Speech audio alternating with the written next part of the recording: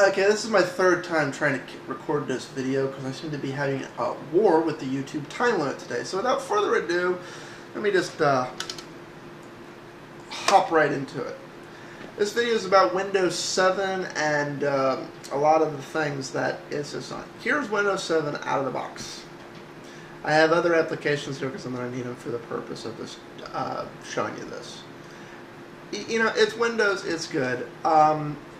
It's good, it's bad, it's not, whatever. Right off the bat, I'm going to point out something. If you ever use Show Desktop, you're going to be annoyed because instead of being over here on the left-hand side where it belongs, Microsoft has decided, just for the sake of being different, they've moved it to the lower right-hand corner, and there's no way you can move it. You can move any other applications around that you pin to the dock, but you cannot move this Show Desktop button. You will either get used to that and unlearn the last 10 years of using the Show Desktop button, or by instinct you will always start to go to the left-hand side before you realize, oh wait, it's over here. This will be further complicated if you switch between multiple OSs or multiple versions of Windows in your work environment. So, right off the bat, 3 problems. First off, Microsoft gives you the security essentials for free with all versions of Windows 7. And given the changes to the fact that firewall programs and virus programs can no longer get core access to your computer, instead they hook into a secondary layer, I suggest, even though you may have a paid application, using the Microsoft Security Essentials, not because it's necessarily better, but because it's written by Microsoft, the same company that made the Windows operating system. It will not accidentally make mistakes about core Windows files being viruses, or won't make the cautious conservative of not scanning certain core files because it can't. Basically, this is a better virus program for Windows solely because nobody else could make this program do what it does. However, it should be installed by default, and it's not. So the first website you should go to, even though it's not the start page, is microsoft.com/security_essentials, and I will add that to the links on this. The other thing they've done is, let me just show you here with Explorer. I now have no Explorer buttons. First click opens the application. Oops. First click opens the application. Any clicks after that, just minimize and maximize. And there's no way to fix this.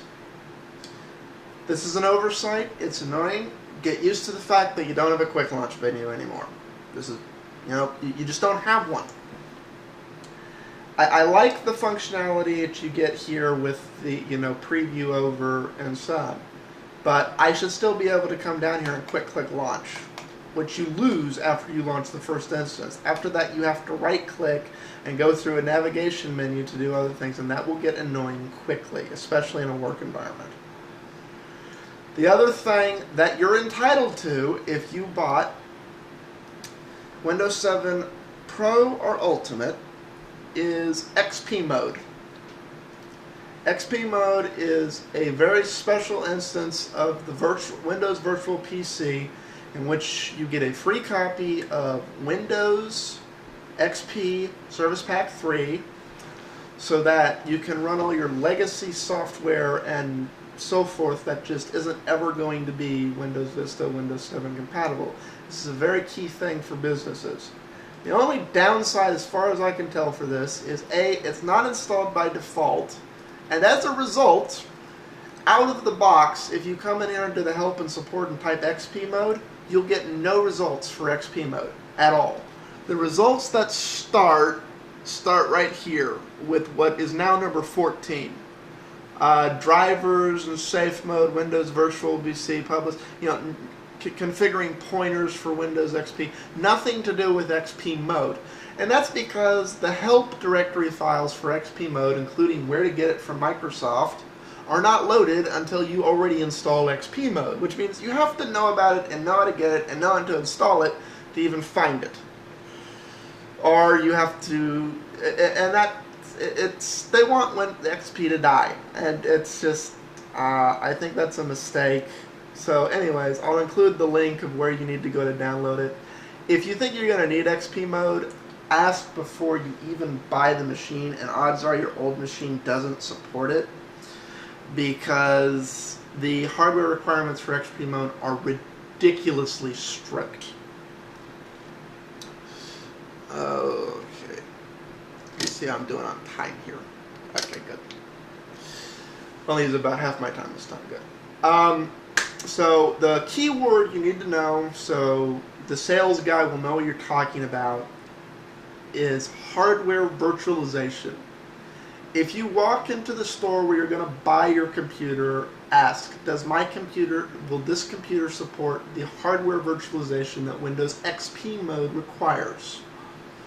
If they get even the slightest bewildered look on their face, promptly turn around, walk out of that store, and go to another one, because they don't know it exists. And they'll just make up something. I found this isn't true at Best Buy, but it is true at a lot of your mom and shop electronic computer stores. And I have another computer here that the CPU is literally 8 months old.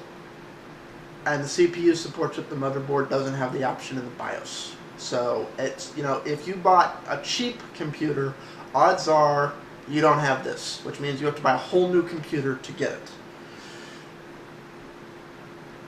The other annoying thing is that in both Explorer and IE, there is no longer a menu bar.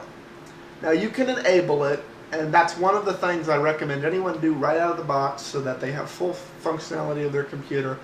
However, I also suggest that you try and get used to not having a menu bar, because it seems Microsoft is trying to get rid of it. And I hope whoever in the Microsoft design team has got it in their head that the menu bar is something that needs to be gotten rid of gets fired, and that this problem goes away. But given how Windows evolved over the years, here's the Microsoft approach to changing stuff. Well, first off, we make it not the default setting. Second off, we make it a pain in the ass to turn back on. Third off, we remove it altogether, so that you're skewed towards using the computer like we'd use, like you to, and not like you want to. And I think this is what's happening with the menu bar in Windows, as evident by the way both WordPad and Paint no longer have one in any way, shape, or form, or any way to turn it on. You have these digit bar things. And that works for very basic applications, but if you were to put all the things that are really in these menus there, there's just not enough room. It's a hell of a learning curve, and I think it's a mistake.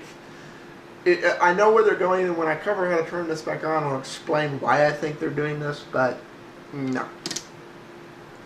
So if you want to know how to fix all this stuff, go, watch the other video. This is basically just me ranting. And by the way,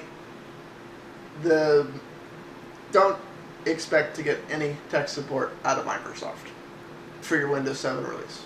I mean that. Don't expect to get any. Even if you buy it directly from them. And that's what we did. We bought this copy direct from Microsoft. It took over 4 hours of arguing with Microsoft to get them to honor the tech support that comes with buying Windows 7. You're not going to get Microsoft tech support for your Windows 7 distro, even if you buy a full version, unless you have a day to just do nothing but argue with them.